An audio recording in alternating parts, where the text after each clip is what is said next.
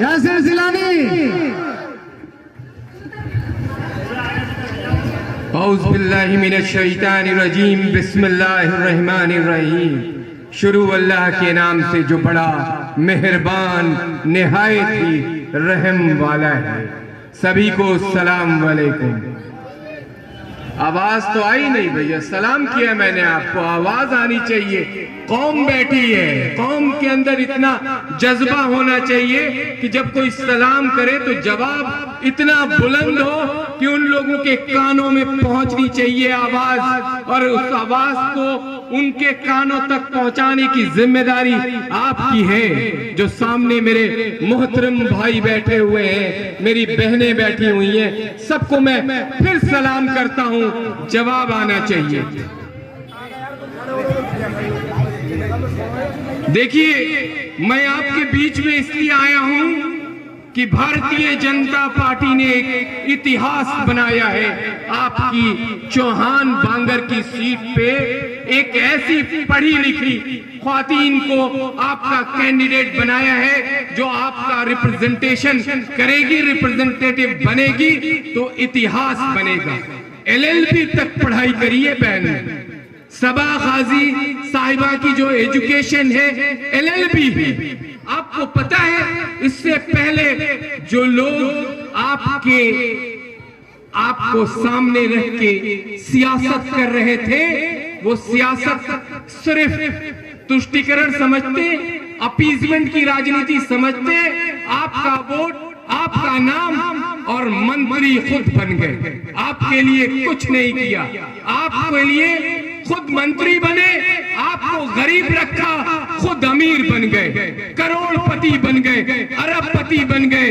तमाम इलाके की बिल्डिंगों पे आपके कब्जा करने वाले लोग आपके रहबर बन गए। ये इस्लाम नहीं कहता है। इस्लाम बराबरी की बात करता है, इस्लाम हक देने की बात करता है, इस्लाम इंसाफ की बात करता है, इत्तेहाद की बात करता है, इखलाक की बात करता है, भाईचारा की बात करता है, मोहब्बत की बात करता है। लेकिन जो आपके रहबर बने, यकीन माने कि उन्होंने आपको सिर्फ धोखा दिया है। अब तक मैं जब आ रहा था इस इलाके में, मैंने हैरान करने वाले नजारे देखे हैं। मुझे यहां तक आने में, ब्रह्मपुरी से इस जगह तक आने में 1.5 घंटे लगे। क्यों लगे? किन लोगों ने ये इस तरह का माहौल बनाया है? क्योंकि आपको उन्होंने वोट बैंक की तरह इस्तेमाल करके बेचा। बुरा मत मानिएगा मेरी बातों का, मैं बड़ी कड़वी बात करता हूं लेकिन सच्ची बात करता हूं। आपको ये कहा कि इस्लाम ने आपको ये कहा है कि भाईचारा बना के रखिए, लेकिन अगर वही भाईचारा जो हुकूमत चला रही है, संगठन भारतीय जनता पार्टी, जब यकीन दिलाने के लिए सबा गाजी जैसी पढ़ी लिखी लड़की को आपके सामने रखता है, तो वो कहते हैं कि भाजपा तो आपकी सरी दुश्मन है। कैसे दुश्मन हो सकते? दुश्मनों को माफ करने का तो सिलसिला 1440 साल पहले से है। इस्लाम ने माफ करना सिखाया है। हमारे जब हुजूर ने जब पहली बार फतह किया, मक्का पहुंचे, तो लोगों ने कहा कि आप इनके बारे में, दुश्मन इस्लाम के बारे में क्या कहना चाहते हैं? तो उन्होंने जो हाथ उठाया तो उस वक्त माफी की बात कही कि इन्हें माफ करता हूं, इन्हें अक्ल सलीम आए और ये हमारे पास है। हम तो उनके उम्मती हैं, हम क्यों किसी के झोला डंडा और बस्ता लेके पीछे पीछे घूमने लगे? हमें तो सरदार बनाया गया था, हम तो कौमों में सरदार आए, लेकिन हम पीछे पीछे घूमते रहे। 70 सालों में कांग्रेस ने आपको सिर्फ बर्बाद किया है, आपके नाम पे वोट लिया। मुझे बेहद अफसोस होता है जब मैं पढ़ता हूं, मैं यही दिल्ली के जामिया मिलिया इस्लामिया से मेरी पढ़ाई है, और मेरे बहुत सारे दोस्त इस सिलमपुर के इलाके से, इस यमुना बिहार के इलाके से, इस ब्रह्मपुरी की गलियों से निकल के वहां पढ़ने आते थे। उन्होंने भी वही उसी इदारे से, और जो मैं आपके सामने बोल रहा हूं ना, उस इदारे की ताकत है। उसने जो मुझे सिखाया है, तब हम आपके सामने इस तरह की बातें सवाल उठाते। उन्होंने क्या दिया आपको? मैं आऊंगा बाद में कि एमसीडी में कैसे हम आगे बढ़ेंगे, क्या करेंगे, लेकिन उन्होंने आपको बेवकूफ बनाने के लिए, अगर सर सैयद ना होते तो एमयू ना होता। अलीगढ़ मुस्लिम यूनिवर्सिटी अगर किसी ने रखा तो सर सैयद अहमद खान ने रखा। कांग्रेस की तो 70 साल एक ही परिवार का सरकार रहा है, एक ही खानदान की हुकूमत रही है। हाँ, कुछ मुसलमान किरदार वहां भी थे जो आपका वोट सहेजते थे, आपके वोट की तरह उनको ले जाके परोस के बेच दिया करते थे। उन लोगों ने दूसरा एमयू अलीगढ़ मुस्लिम यूनिवर्सिटी भारत में नहीं बनने दिया। ये सवाल आपने कभी उनसे पूछा? जब वो आके कहते हैं कि भाजपा आपकी दुश्मन है, मैं भाजपा के कारनामे बताऊंगा कि भाजपा ने आपके लिए ऐतिहासिक, आपके बच्चों के लिए इस सरकार ने क्या किया है, किस तरीके से वजीफे दिए हैं, किस तरीके से आपको आपके बच्चे के 10वीं और 12वीं की पढ़ाई करने के लिए आपको पैसे से मदद करी है। जो पैसे स्कीम के तहत, वजीफे के तहत दिए जाते हैं, उसमें कैसे मदद करी, कैसे हुनर के उस्तादों को इंटरनेशनल प्लेटफॉर्म दिया है, कैसे आपको लगातार अल्पसंख्यक बराए उमूर की जो विजारत है, जो अल्पसंख्यक मंत्रालय है, जिसकी विजारत के अंदर मुसलमान, खास करके अल्पसंख्यक वर्ग का जो सबसे बड़ा समुदाय मुसलमान है वो आता है, उसके लिए भारतीय जनता पार्टी की सरकार मदद कर रही है। मैं बताऊं, लेकिन मैं सबसे पहले जो मेरे यहाँ के नेता हैं, मेरे लिए बहुत ही इज्जत माब जनाब रुस्तम भाई, जो हमारे मंडल अध्यक्ष हैं, ये मेरे लीडर हैं, इनकी बुलावट पे इन्होंने जब कहा कि मुझे चौहान बांगर आना चाहिए, और मैं आपको बताऊं, चौहान बांगर आने से पहले मैंने अपने बहन के बारे में जानना चाहा, पढ़ी लिखी है। आज पासमानदा मुसलमानों को अगर किसी ने ताकत देने का काम रुस्तम भाई किया है तो आपको मैं बताऊं, वजीर आजम नरेंद्र मोदी ने, उन्होंने पासमानदा मुसलमानों को, उन मुसलमानों को, उन पिछड़े मुसलमानों को जिसको आज तक, चाहे वो अंसारी बिरादरी के हो, गद्दी बिरादरी के हो, मलिक बिरादरी के हो, सैफी बिरादरी के हो, गाढ़ा हो, ये सारी बिरादरियां जो पासमानदा समाज में आती हैं, उसको दबा के रखा गया, उसको अंदर घरों में घुसा के रखा गया। आज उनके हक की अगर कोई बात कर रहा है वो वजीर आजम नरेंद्र मोदी। नरेंद्र मोदी ने आपको आज सर उठा के खड़ा करने की ताकत दी है। आपको हमारे जो यहाँ के इंचार्ज हैं अपने मुकेश मित्तल जी, मैं उनको भी बहुत धन्यवाद, साधुवाद करूंगा, और उनसे हम लोग सीखते रहते हैं, प्रेरणा मिलती है, संगठन के कर्ता धर्ता है।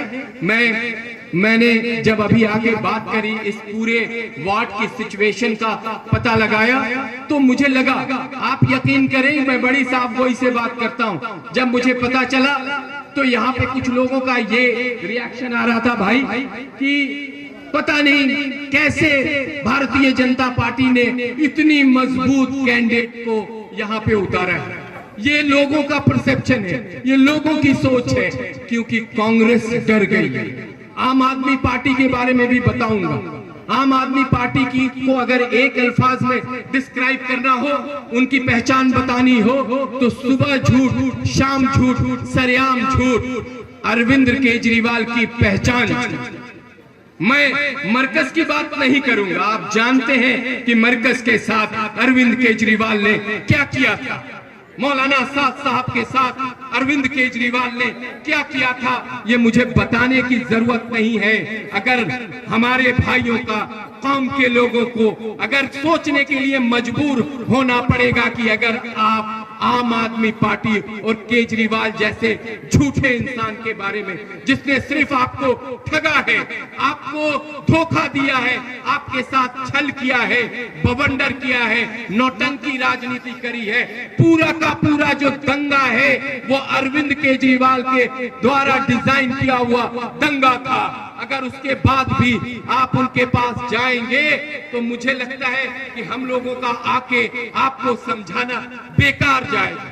आप ये प्राउड फील करिए कि आपको एक ऐसी बेटी मिली है, एक ऐसी बहन मिली है जिसको आप जिताएंगे तो कल वो दिल्ली की मेयर बनके आपका रिप्रेजेंटेशन पूरा करेगा, कल वो स्टैंडिंग कमेटी की चेयरमैन बनके आपके रिप्रेजेंटेटिव के तौर पे इतिहास लिखेगी, कल वो जोन की चेयरमैन बनके इतिहास लिखेगी। ये मौका बार बार नहीं आएगा। यासिर जिलानी तो आपके पास आ जाएगा, लेकिन ये मौका नहीं आएगा। इन झूठों, इन जो मक्कार लोग हैं, लेकिन मैं इसलिए आपको जगाने की कोशिश कर रहा हूं क्योंकि आप सरदार हैं और सरदारों को जगने की जरूरत है। कब तक गुलामी मानसिकता वाली चीजों पे आप ठर्रे वाली राजनीति करेंगे? एक कौम के, एक फैमिली ने आपको पिछले 15 से 20 साल से अपने चुंगल में जकड़ रखा है। निकलना पड़ेगा, उस पूरे के पूरे व्यवस्था को तोड़नी पड़ेगी। आप उसके जाल से निकलिए, तब आपकी पहचान बनेगी। पासमानदा समाज का इससे बड़ा रिप्रेजेंटेशन, सबा गाजी से बड़ा रिप्रेजेंटेशन कोई नहीं होगा। ये फक्र की बात है कि एक मुस्लिम महिला जिसको आपने भारतीय जनता पार्टी ने कैंडिडेट चूज किया है, उसको आपके जिताने का आपका फर्ज बनता है। ये मेरा फर्ज नहीं है, ये आपका फर्ज बनता है कि पासमानदा समाज से आने वाली एक मुस्लिम पढ़ी लिखी महिला को आप चुनाव जीत के आप सदन में भेजें, कॉर्पोरेशन में भेजें और इतिहास लिखें। ये आपका फर्ज बनता है।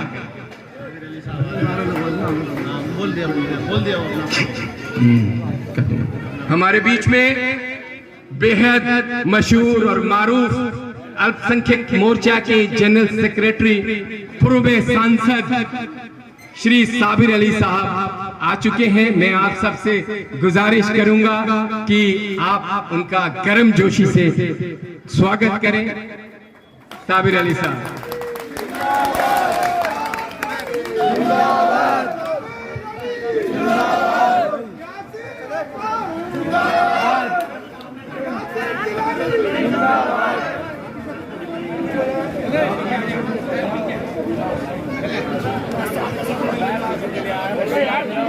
हैं केशव त्यागी जी, उनका भी आभार प्रकट करता हूं। रियाजुद्दीन भारती जी, जिले के अध्यक्ष सैयद जावेद जी, जावेद खान जी, साबू भाई जी, इन सब का मैं स्वागत करता हूं। मैं क्योंकि हमारे सीनियर आपको बता रहा था कि जिस फैमिली ने आपको अपने चुंगल में फंसाया हुआ है उससे बाहर निकलना पड़ेगा। चचा, ये कैंडिडेट आपको दोबारा चौहान बांगर में नहीं मिल पाएगी।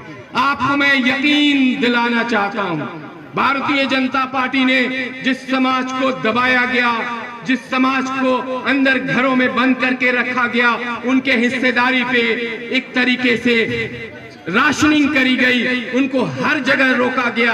आज उस समाज को वजीर आजम नरेंद्र मोदी साहब ने एक सपने के तौर पे, एक ख्वाब के तौर पे सबा गाजी दी है। आप सबा गाजी जैसी कैंडिडेट मिलेगी नहीं, ये मैं गारंटी देता हूं।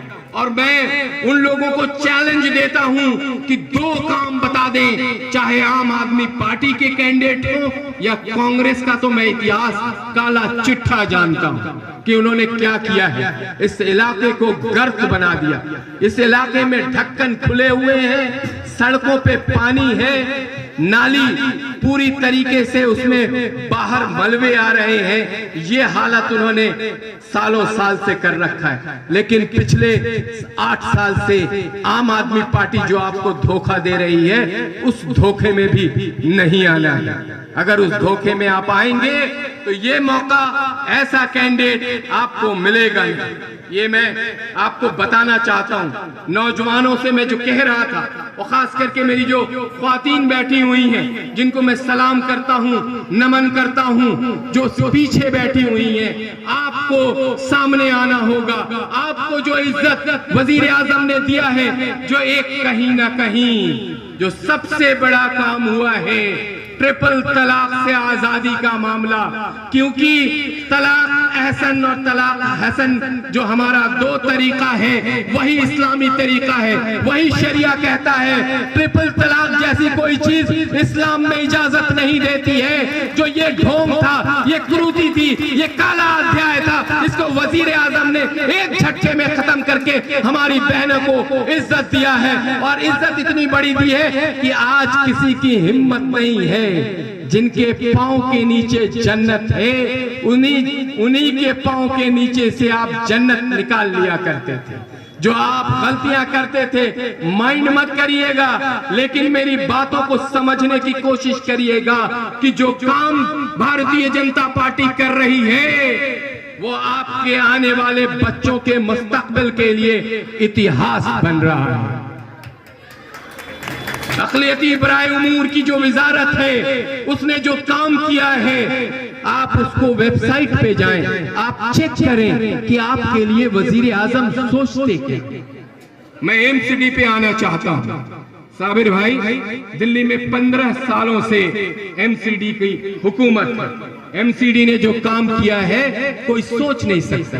15,000 पार्क को हमने सजाया है, संवारा है, जिसमें सुबह बच्चे और बुजुर्ग जाते हैं, घूमने जाते हैं, एक्सरसाइज करने जाते हैं। वो एमसीडी ने काम किया। एमसीडी का दूसरा काम, जो विषम परिस्थिति थी, बेहद खतरनाक कोरोना का दौर था, कोरोना काल था, कोई अपने घरों से निकल नहीं सकता था, 9 अस्पताल बनाए, 9 जो एमसीडी ने संचालित किया और लोगों की सेवा करी, ये एमसीडी ने किया। हमारे तो भाई साहब केजरीवाल जी, हाँ जी हमने तो ये कर दिया जी, सर जी इन्होंने तो झूठ बोला, ये तो भाग गए थे। तब हमारे गृह मंत्री आदरणीय अमित शाह जी ने दिल्ली को संभाला था। आपको याद है ना, ये शुचिता, नैतिकता और इज्जत की बात किया करते थे। हम राजनीति बदलने आए हैं, और रुस्तम भाई ये कहते थे ना, राजनीति बदलने आए, हमें सुरक्षा नहीं चाहिए। 3-3 लेयर की सुरक्षा चलती है भाई साहब के साथ, 3-3 लेयर। हमें घर नहीं चाहिए। इनका घर किसी राजा के महल से ज्यादा बड़ा, जो दिल्ली में जिस घर में रहते हैं उसमें जो स्विमिंग पूल है ना, 21 करोड़ के लागत से बनाया है। वो पैसा उनके घर का नहीं है, वो हरियाणा से अपने घर से नहीं लाए थे, वो दिल्ली के आप जैसे भाई बहनों के टैक्स के पैसे से, जो टैक्स देते हैं, हर चीज पे टैक्स देते हैं, उन पैसों से उन्होंने वो स्विमिंग पूल बनाया। वो एक नीली वैगन आर आप लोगों को याद है? याद है मौलाना साहब, याद है ना? वो कहां गई? नीली वैगन आर तो दिखाई नहीं देती। अब तो फ्लीट्स ऑफ कार है, 10-12 कारें धड़ाधड़ वो करते हुए, सायरन बजाते हुए, टू टू टू टू करते हुए निकल जाते। ये झूठे लोग, इन जैसे इन्होंने राजनीति की व्यवस्था को, इन्होंने राजनीति की परिभाषा को बदल दिया, और बेवकूफ किसे बना रहे हैं? कौम के लोगों। तुष्टीकरण का लबादा ओढ़ दिया कि भाई साहब भाजपा आपको आएगी तो पता नहीं विदेश भेज देगी कहीं। एक केस बता दीजिए, मैं सोशल लाइफ से अपने आप को अलग कर दूंगा कि भारत का एक भी मुसलमान भारत की भूमि को छोड़ के, भारत की जमीन को छोड़ के किसी और जगह भेज दिया गया। ये झूठ बोलते। नौजवानों को समझना होगा, युवाओं को समझना होगा, जो बच्चे स्कूल में पढ़ रहे, जो कॉलेज में पढ़ रहे, ये सिर्फ झूठ बोलते। मैं क्यों कहता हूं सुबह झूठ, शाम झूठ, सरेआम झूठ, अरविंद केजरीवाल की पहचान झूठ, क्योंकि झूठ झूठ झूठ की राजनीति। आपको देखिए, मैं आपको इसलिए जज्बाती करने की कोशिश कर रहा हूं कि मैं अब तक लगभग 52 सभाओं को संबोधित कर चुका हूं। मुझे आपके पास आके जितनी खुशी हो रही है, क्योंकि हमें यह कहा जाता है, जब हम कहीं सुनते हैं, हमने उन सारी मिथ को साबिर भाई हम लोगों ने तोड़ा है। कहते हैं मुसलमान पढ़े लिखे नहीं होते, हमारी कैंडिडेट एलएलबी है। अब इससे ज्यादा और क्या कोई पढ़ सकता है साबिर भाई? एलएलबी है। फैमिली बैकग्राउंड बहुत मजबूत है, समाज में एक पहचान है, समाज में सबको साथ लेके चलने की एक आदत है इन लोगों की, सबको मदद करने की आदत है। कोरोना के वक्त में मैंने सुना इन्होंने लगातार लोगों की मदद करी, लगातार लोगों के पास ऑक्सीजन की मदद करी, भोजन की मदद करी। इनके परिवार में पारिवारिक तौर पे भी मजबूत। भारतीय जनता पार्टी ने अगर आपको एक ऐसा मौका दिया, और ये मैं गारंटी के साथ कह रहा हूं, अगर आपने यहां से इनको जिताया तो ये दिल्ली की मेयर बनेगी। आप ये समझ लें, ये दिल्ली की मेयर के लिए ये चुनाव हो रहा है। ये इतिहास है। कांग्रेस और आम आदमी पार्टी जिंदगी भर नाक रगड़ के रह जाए, उनका कोई कैंडिडेट जीत भी जाए, नहीं बनाएंगे। भाजपा बना सकती है। सिर्फ भाजपा ने अभी पासमानदा समाज के लिए इतना बड़ा उपहार आपको दिया कि कश्मीर से गुजर बकरवाल समाज से मेंबर ऑफ पार्लियामेंट नॉमिनेट किया। ये भारतीय जनता पार्टी ने किया। भारतीय जनता पार्टी ने उत्तर प्रदेश में एक युवा नौजवान अल्पसंख्यक मोर्चे के कार्यकर्ता को अपने मंत्रिमंडल में लिया और उसे मंत्री बनाया, जिसका नाम दानिश आजाद अंसारी, पासमानदा समाज। ये है भारतीय जनता पार्टी की सोच। ये सोच आपको कांग्रेस और आम आदमी पार्टी में कतई नहीं मिलेगी। आपको समझने की जरूरत है। मैं बोल के चला जाऊंगा, लेकिन आप एक बार सोचिए, आप एक बार अपने दिलों में हाथ रख के सोचिएगा कि सबा गाजी के लिए कोई बोलने आया है, सबा गाजी के लिए कोई आपको समझाने आया है। नहीं मिलेगी कोई कैंडिडेट। हमने भी बहुत लोगों को ढूंढा था, बहुत सारे एप्लीकेशन थे, बहुत सारे लोग यहां से टिकट चाह रहे थे, लेकिन भारतीय जनता पार्टी ने एक हीरा चुना है आपके लिए। कोहिनूर है, ये कोहिनूर है सिलमपुर की। आप इसके लिए सोचें। तालियों के साथ साथ जब बक्सा खुले तो आप मुझे इतना यकीन दिलाएं कि उस बक्से में भारतीय जनता पार्टी के लिए ईवीएम पे दबाए हुई बटन जो आपका हाथ है वो दिखाई दे और वोट ज्यादा से ज्यादा मिले। मेरी अपील है आपसे, गुजारिश है आपसे, और जो लोग मुझे जहां तक सुन रहे हैं वो कान खोल के सुन लें। भारतीय जनता पार्टी का एक एक कार्यकर्ता न डरता है न घबराता है, और उन लोगों के खिलाफ है जिन्होंने चोरी किया है। जो आपके रिप्रेजेंटेटिव हैं उन्होंने चोरी किया है, आपके ही चीजों को चुरा के वो अमीर बन गए, आपको गरीब बनाया है। उन तक मेरा मैसेज पहुंचाइए आप कि यासिर जिलानी ने आपके इलाके में आपको चैलेंज दिया है, क्योंकि सबा गाजी चुनाव जीत रही है। ये बताइए उनको जाके। ये इतिहास बनने जा रहा है चौहान बांगर में। उनकी रातों की नींद ना उड़ गई तो मेरा नाम बदल दीजिएगा। कांग्रेस के कैंडिडेट क्या है मैं जानता हूं। आम आदमी पार्टी का तो इतिहास बताने की जरूरत ही नहीं है। इन्होंने कहा था 70 आदमी दिए हैं, पिछली बार 272 दिए थे कॉर्पोरेशन में, सबके सब ईमानदार हैं। इनकी लाइनें अगर खुलेंगी, जितेंद्र तोमर फर्जी डिग्री, संदीप कुमार यौन शोषण, अमानतुल्ला 3 बार जेल जा चुके हैं, बताने की जरूरत नहीं है, बताने की जरूरत नहीं है। वक्फ जैसी चीज में घोटाला करा। वक्फ क्या होता है? वक्फ जो हमारे बुजुर्ग होते हैं आपके लिए, कब्रिस्तान के लिए, जो यतीम होते हैं उनकी अच्छी परवरिश हो, उसके लिए अपनी जगहों को वक्फ करते हैं। उस वक्फ में घोटाला कर दिया। उस वक्फ में स्कूल को, फतेहपुरी मस्जिद के स्कूल को तोड़ के दुकान बना दिया। ये है आम आदमी पार्टी का 4 चेहरा और चरित्र। समझना होगा। तालियां कम बज रही हैं भाई, वक्ता होता है तो तालियों से हौसला बढ़ा, और ये हौसला सबा गाजी के लिए, सबा गाजी के लिए आप ताली दें। देखिए मेरे बाद भी हमारे सीनियर लीडर हमारे बीच में हैं। मैंने आपको कोशिश करी है कि आपको बात समझ में आ जाए। सबा गाजी बेहतरीन कैंडिडेट है, और मैं चैलेंज दे रहा हूं फिर तीनों कैंडिडेट को कि चुनाव सबा गाजी जीत रही है।